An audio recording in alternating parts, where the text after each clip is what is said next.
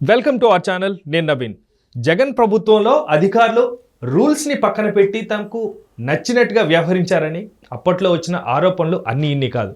అయితే ప్రస్తుతం ఈ విషయం సుప్రీంకోర్టుకి వెళ్ళటం, సునీల్ని ఇమ్మీడియట్గా అరెస్ట్ చేయాలని రావటం, కూటమి ప్రభుత్వం దానికి తగ్గట్టుగా చర్యలు తీసుకుంటూ ఉంది. ప్రస్తుతం అదే అంశం పైన మనతో మాట్లాడడానికి లింగంనేని శివరాం ప్రసాద్ గారు ఉన్నారు. సార్తో మాట్లాడతాం. సార్ నమస్తే. నమస్తే. సో సునీల్ కుమార్ గారిని ఇమ్మీడియట్గా అరెస్ట్ చేయాలి అని చొరకలు వేసినట్టుగా తెలుస్తోంది.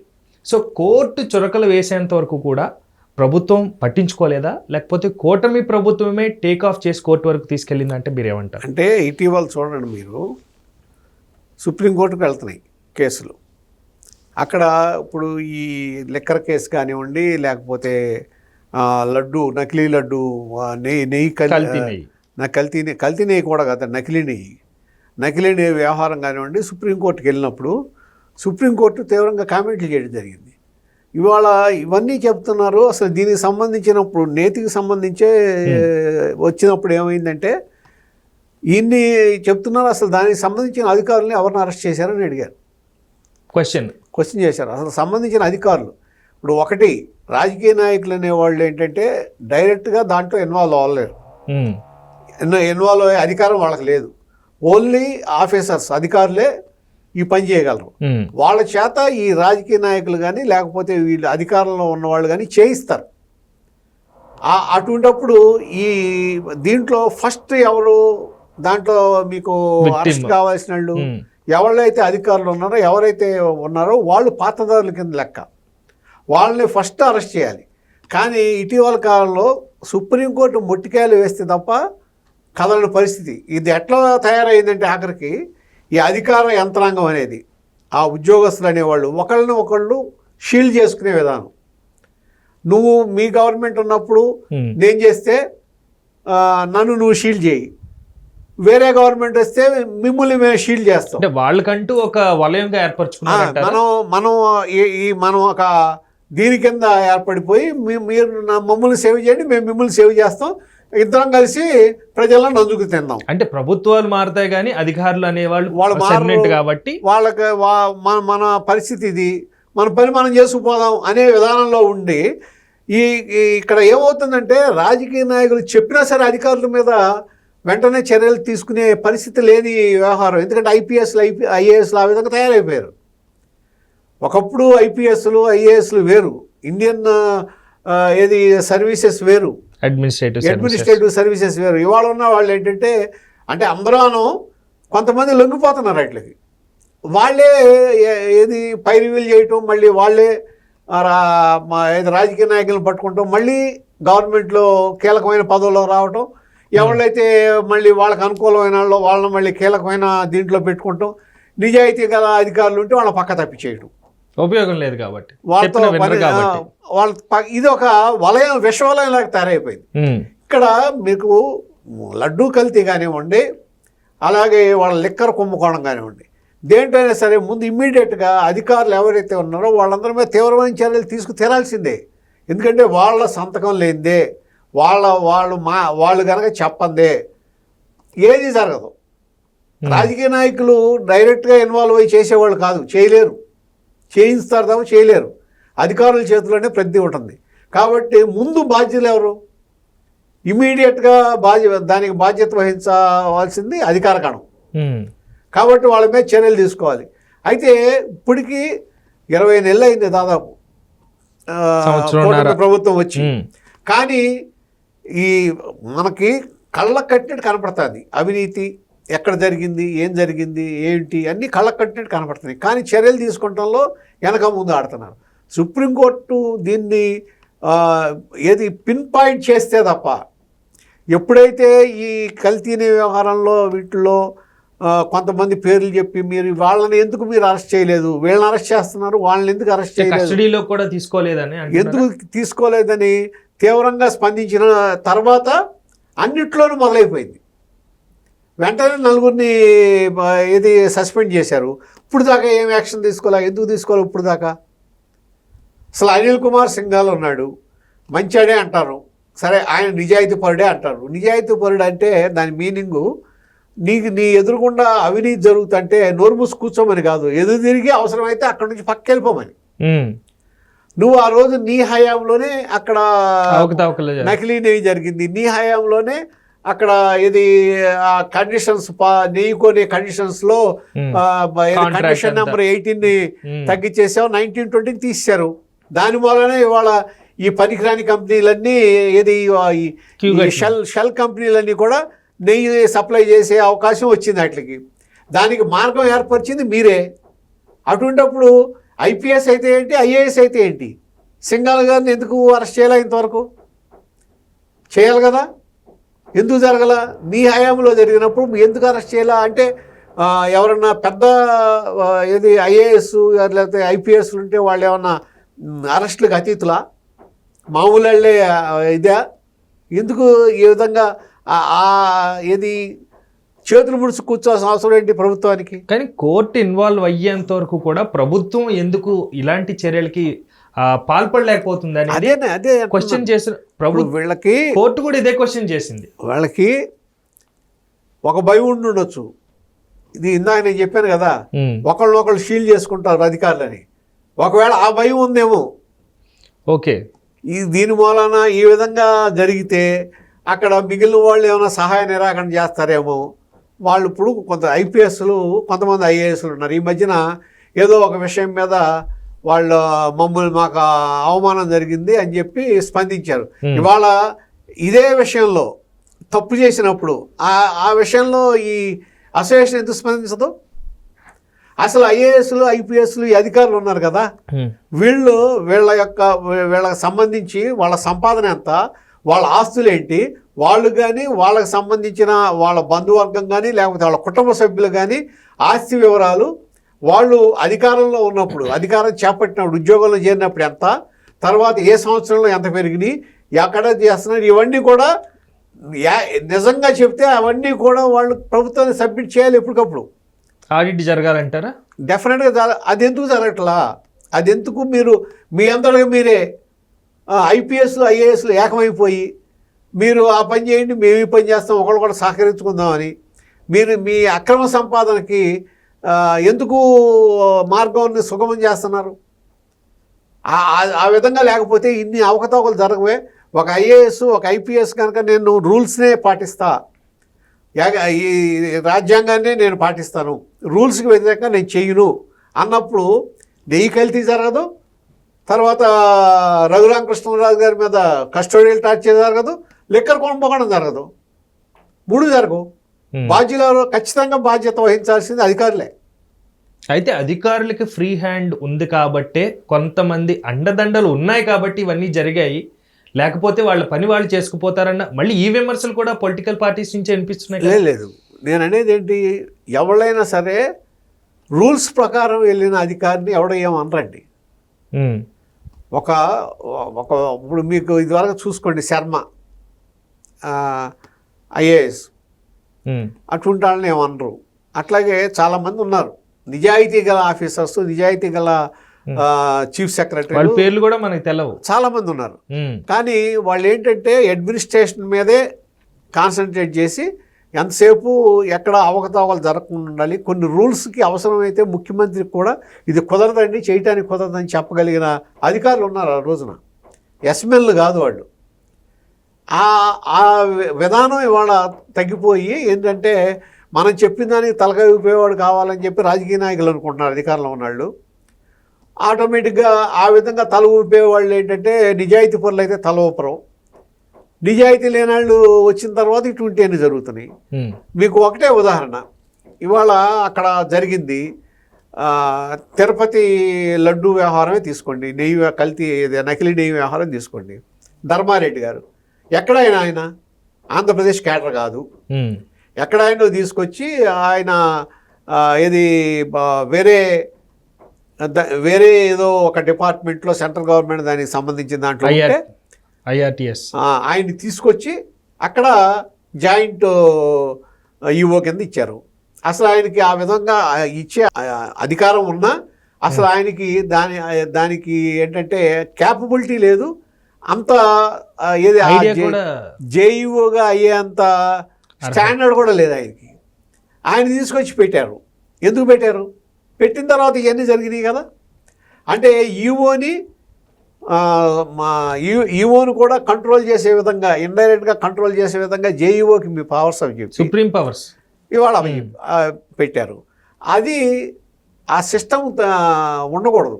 ఎక్కడి నుంచో మన స్టేట్ క్యాడర్ కానీ వాళ్ళని ఎక్కడి నుంచో తీసుకొని ఏ గవర్నమెంట్ చేసినా సరే, ఒక వైఎస్ఆర్సీపీ అనే కాదు, టీడీపీ అయినా లేకపోతే ఇంకొకళ్ళు అయినా సరే, అసలు ఆ సిస్టమే తప్పు. ఆ విధంగా మీరు డెప్యుటేషన్ మీద తీసుకొచ్చినప్పుడు అతనికి ఏమీ మీకు బాధ్యత ఉండదు. ఇక్కడ ఈ రాష్ట్రం, ఈ గవర్నమెంట్ కూడా అతని మీద ఏమీ కంట్రోల్ ఉండదు. అటువంటి పరిస్థితి, అటువంటి వాళ్ళని తీసుకొచ్చి ఎందుకు పెడుతున్నారు? అట్లాగే ఇప్పుడు వాసుదేవరెడ్డి లెక్కల కుంభకోణంలో ఇవాళ వాసుదేవరెడ్డికి సంబంధించి ఈయన నెంబర్ 2గా ఉన్నాడు. ఇటువంటి ఆయన్ని ఎందుకు అరెస్ట్ చేయలేదు ఇంతవరకు అని చెప్పి సుప్రీంకోర్టు నిన్న మొన్న చొరకలేస్తే ఏంటిది అసలు ఏం జరుగుతుందంటే అరెస్ట్ చేశారు. ప్రభుత్వం ఇప్పుడు అరెస్ట్ చేసింది. మొన్నటిదాకా ఏమంటాడు అతను, మేము హైకోర్టులో అప్రూవర్గా మారుతానని చెప్పారు. కానీ అక్కడ హైకోర్టు కూడా ఏముంది, అసలు ఈయనే కింగ్ పిన్ లాగా ఉన్నాడు, నెంబర్ 2 అంటున్నారు. రాజకేశ్ రెడ్డి అయితే నెంబర్ 1 అయితే నెక్స్ట్ ఈయన. సో వీళ్ళు వాదన వినిపించింది కూడా ఏంటి, ఈ సిట్టు ఏమి వినిపించింది, మొత్తం ఒక బాడీ అయితే ఏది ఈ అవినీతి లెక్కర కుంభకోణం అయితే అనేది ఒక బాడీ అయితే దీనికి తల ఈయనే, మెయిన్ పర్సన్ ఈయనే. అటువంటిప్పుడు ఈయనకి బెయిల్ ఇవ్వకూడదు అన్నారు. సరే, ఇవాళ నేననేది ఇవన్నీ ఇప్పుడు దాకా అసలు ఎందుకు ఆలస్యం అవుతున్నాయి, ఎందుకు ఈ డిలే ప్రాసెస్ ఏంటి? దీని మూలాన ఏంటంటే వాళ్ళకి అవినీతి పరులు ఇంకొకళ్ళని ఎవరిని ఇన్ఫ్లుయెన్స్ చేయటం, లేకపోతే కొన్ని సాక్ష్యాలను ఏమైనా తారుమారు చేయటం, లేకపోతే మిగిలిన వాళ్ళకు కూడా ఏముందిలే ఇట్లా ఏళ్ల తరబడి జరుగుతుంది, తర్వాత కొట్టేస్తారు అనేది.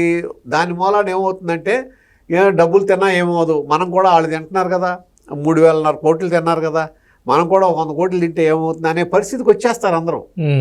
ఆ పరిస్థితికి రాకుండా ఉండాలంటే కోర్ట్స్ ఇటువంటి చాలా సీరియస్గా తీసుకుని తొందరగా ఉన్న దీన్ని కూడా త్వరగా పూర్తి చేయాలి. ఇప్పటి వరకు A1 A2 అంటే చాలా ప్రమాదకరమైన వ్యక్తి, అంటే చాలా పెద్ద నేరం చేసిన తర్వాత మనం ఇచ్చే ఒక డెసిగ్నేషన్ అనుకోవచ్చు A1 A2 ప్రథమ ముద్దాయిల కింద. ఇప్పటి వరకు జనాల్లో చలామణి అవుతున్నప్పుడు సాక్ష్యాన్ని తారుమారు చేసే అవకాశం లేదంటారా? ఉంటుంది.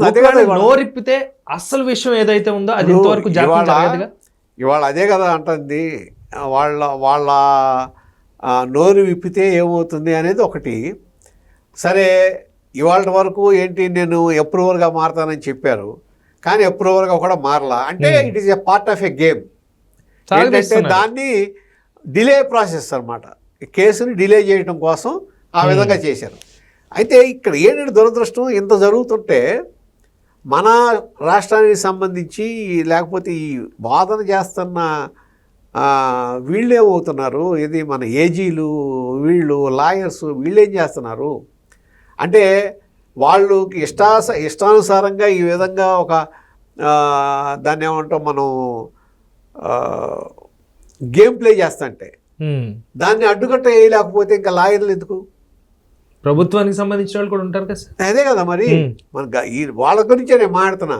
అడ్వకేట్ జనరల్, లేకపోతే వాళ్ళ అసిస్టెంట్లు, గవర్నమెంట్ ప్లేడర్స్, లేకపోతే కోట్ల రూపాయలు పెట్టి మనం ఢిల్లీ నుంచి దిగుమతి చేసుకుంటున్న పెద్ద పెద్ద లాయర్లు, వీళ్ళందరూ ఏం చేస్తున్నట్టు? ఈ గేమ్ ఎందుకు సాగనిచ్చారు ఇప్పుడు దాకా తెలియదా? మాత్రం తెలుస్తుంది కదా. అది దాంట్లో ఏంటంటే చిత్తశుద్ధి ఎక్కడో లోపడినట్టు కనపడుతుంది. అటువంటిప్పుడు ఏం చేయాలి మీరు? దీనికి ఎవరో సరిగ్గా లేరు, లేకపోతే అధికారులు సరిగ్గా లేరు అన్నప్పుడు దాని మీద ఒక స్పెషల్గా ఒక టీమును పెట్టి ఆ టీం ద్వారా జరిపించాలి. అన్నిటికీ ఆ టీమును బాధ్యతలు చేసి నడిపించాలి. అప్పుడు సవ్యంగా జరుగుతుంది. అట్లాగే ఇప్పుడు మీరు ఇందాక రఘురామకృష్ణరాజు గారు అన్నారు, 2021 మేలో కేసు అది.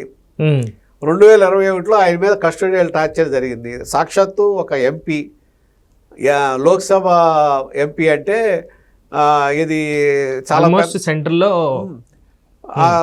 అటువంటి వ్యక్తి మీద పోలీస్ స్టేషన్లు తీసుకొచ్చి ఆయన మీద సిఐడి అరెస్ట్ చేసి కస్టోడియల్ టార్చర్ గురి చేశాడు. అంటే ఆయన్ని కొట్టి ఆయన్ని చంపడానికి కూడా ఆల్మోస్ట్ ఆయన గుండెల మీద కూర్చుని ఇవన్నీ చేసిన వ్యక్తులు ఆ సునీల్ కుమార్ ఐపీఎస్, ఆయన ఐజీ, తర్వాత ఆ రోజు అరెస్ట్ చేసి తీసుకొచ్చిన సునీల్ నాయక్ డిఐజీ, ఆ రోజు సిఐడి డిఐజీ, అతను ఎక్కడాడు? బీహార్ క్యాడరు. బీహార్ కేడర్ నుంచి తీసుకొచ్చారు డెప్యుటేషన్ మీద. ఎందుకంటే ఇటువంటి పనులు ఇక్కడ ఉన్నాడు చేస్తాడో చేయడం, ఓకే నీకు అనుకూలమైన ఒకటి తీసుకొచ్చేసి ఉమ్, ఈ పనులు చేయించటం. లేదా అప్పుడు ఆ ఎంపీని తీసుకొచ్చి ఆయన మీద ఆ విధంగా కూర్చోబెట్టి ఆపరేషన్, హార్ట్ ఆపరేషన్ చేయించుకున్న వ్యక్తి మీద ఉమ్, మీరు ఆయన మర్డర్ అటెంప్ట్ ఆల్మోస్ట్ చేస్తే ఆయనకి సుప్రీంకోర్టుకి వెళ్ళి అప్పటికప్పుడు రిలీఫ్ తెచ్చుకుంటే తప్ప ఆయన ప్రాణాలు దక్కని పరిస్థితి ఆ రోజున. అది అందరం చూసాం కదా.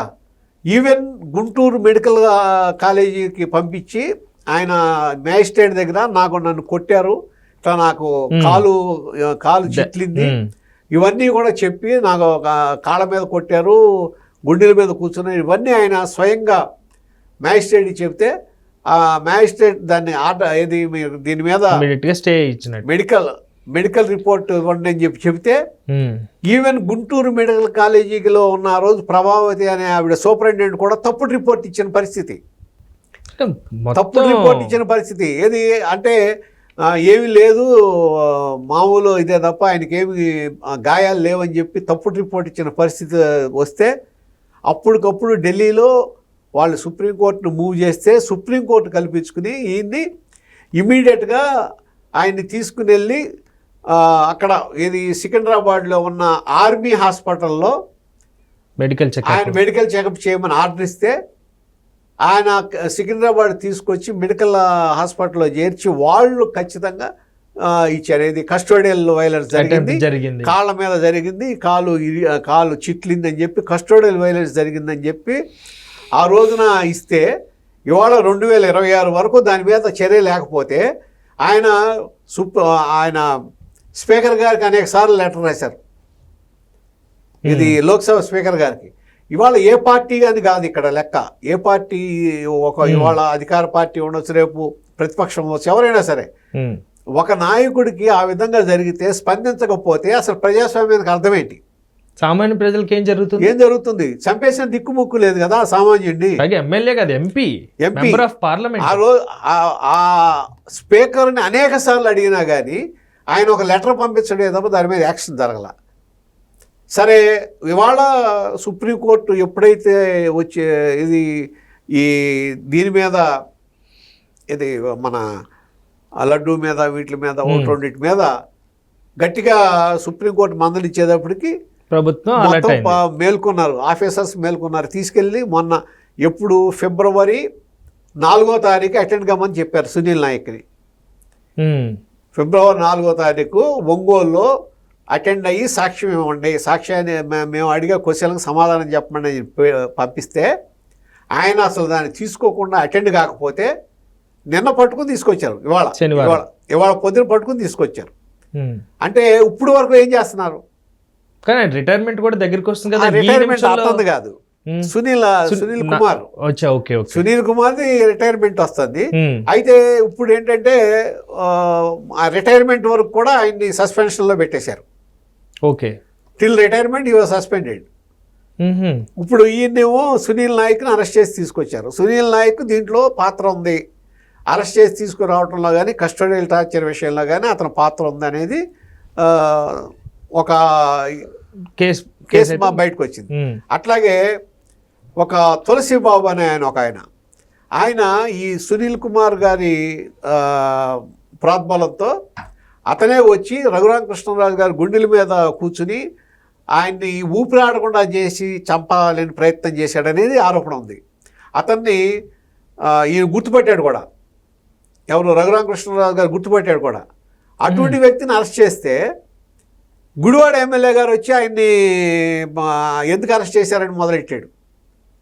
అంటే ఏంటి ఇక్కడ అసలు ఉచ్చనీచాలు మర్చిపోతున్నారు, ఏది తప్పు ఏది రైట్ అనేది మర్చిపోతున్నారు, ఎవరి విషయంలో స్పందించాలి ఎవరి విషయంలో స్పందించకూడదని మర్చిపోతారు. మీకు దగ్గర అవ్వచ్చు, లేకపోతే మీకు క్లోజ్ సర్కిల్ అవ్వచ్చు, మీకు కావాల్సిన అవ్వచ్చు, కానీ నిందితుడే. మీకేం సంబంధం? మీ మూలాన కూటమి ప్రభుత్వం మొత్తం ఆ గలీజ్ అంతా నెత్తినేసుకోవాలా? ఇప్పుడు అక్కడే కదా అసలు కదిలేదు, డొంక అంతా కదిలేదు అక్కడ కాబట్టి ముందే అడ్డం పడుతున్నారా? ఇప్పుడు సరే, అది తర్వాత వెనక్కి తగ్గారు అనుకోండి, ఎప్పుడు చంద్రబాబు గారు మందలిస్తే మీకు ఇటువంటి వాటిలో కల్పించుకోమండి మీకే సంబంధం అంటే వెనక్కి తగ్గారు అనుకోండి. అట్లా ఏంటంటే నేను అనేది ఇటువంటి ఇష్యూస్ వస్తున్నప్పుడు ప్రభుత్వాలు చాలా స్ట్రిక్ట్గా ఉండాలి. ఎవళ్ళైతే దాంట్లో ఇర్రెస్పెక్టివ్ ఆఫ్ ఏది అధికారుల లేకపోతే రాజకీయ నాయకుల సొంత పార్టీ వాళ్ళ బయట పార్టీ వాళ్ళ అనేది కాదు, దానికి ఎవడైతే దాంట్లో సంబంధం ఉంటుందో వాళ్ళని ఇంకా అసలు మీరు పక్కన పెట్టుకోకూడదు. మీకు మొన్నే కనపడింది కదా అనంతబాబు, మన ఎమ్మెల్సీ అనంతబాబు ఇష్యూ కనపడింది కదా. మొన్న ఏమైంది ఆఖరికి, మొన్న అతన్ని తీసుకెళ్ళి ఒక డ్రైవర్ని చంపి మళ్ళీ వాళ్ళింటికే తీసుకెళ్ళి ఇచ్చేసారు. ఇవన్నీ బయటకు వచ్చిన తర్వాత ఏమైంది, జగన్మోహన్ రెడ్డి గారు ఆయన ఇంటికి భోజనానికి పిలిచి మాట్లాడుకున్నాడు. మామూలుగా సస్పెండ్ చేసాడన్నారు, తర్వాత ఇంటికి భోజనం. అంటే ఏంటి, మీరు ఏం చెప్తున్నారు జనాలకు? ఏం చెప్తున్నారు? మీరేం చేసినా సరే నేను మీ భుజం మీద చేస్తానంటే తప్పు కదా. అది తప్పు చేయొద్దు.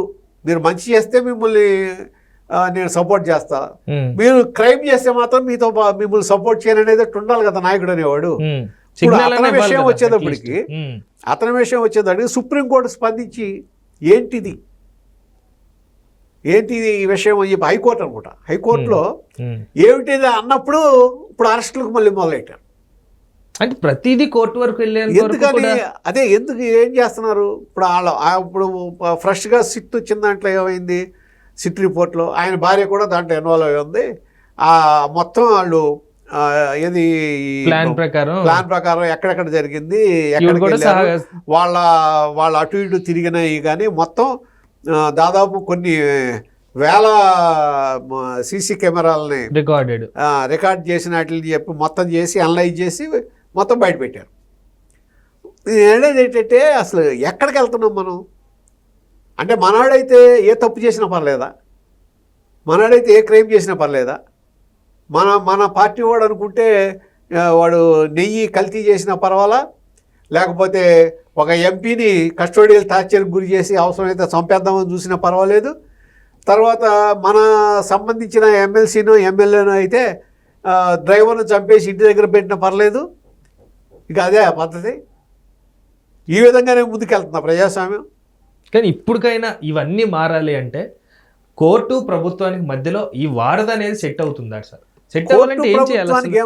అంటే కోర్టు చెప్తేనే కానీ ప్రభుత్వం అట్లా కాదు. అసలు మెయిన్ ఏంటంటే మీకు అధికారులకి సరే వాళ్ళకి అధికారం ఉంది, అధికారం ఇచ్చారు అధికారులకి, దాంతోపాటు బాధ్యత ఇవ్వాలి, అకౌంటబిలిటీ ఇవ్వాలి. మీరు ఈ తప్పు చేస్తే ఈ తప్పుకి మీరే అకౌంటబుల్, మీరే బాధ్యత వహించాలి. అసలు ఆ రూల్ బుక్లో అది కూడా రావాలి. ఇప్పుడు ఓన్లీ మీకు ఏది మీ అధికారాలే కాదు, మీ బాధ్యతలు కూడా రావాలి. మీరు ఈ పని చేస్తే, ఈ సంతకం పెడితే మీకే బాధ్యత, మీరు బాధ్యత వహించాల్సిందే. అంతే. అట్లాగ వస్తే కానీ ఇవన్నీ కంట్రోల్ అవ్వవు. లేకపోతే వీళ్ళ ప్రమోషన్ల కోసం లేకపోతే ఇక్కడి నుంచి అక్కడికి మారితే, ఇప్పుడు ఒక ఉద్యోగస్తుడు ఎక్కడి నుంచి ఎక్కడికి మారితే వాళ్ళకి ఏంటండి, రాష్ట్రంలో ఏ పక్క నుంచి ఏ పక్కకి వెళ్ళినా ఏ ఉద్యోగం చేసి పర్లేదు కదా. వాళ్ళు దాన్ని కొన్నింటినే ప్రిఫర్ చేస్తున్నారంటే దేనికి? దానికోసం ఎక్కడో లంచాల కోసమో అడ్డదారుల కోసమే కదా. అడ్డదారుల్ని ఎప్పుడైతే అడ్డదారుల్ని మీరు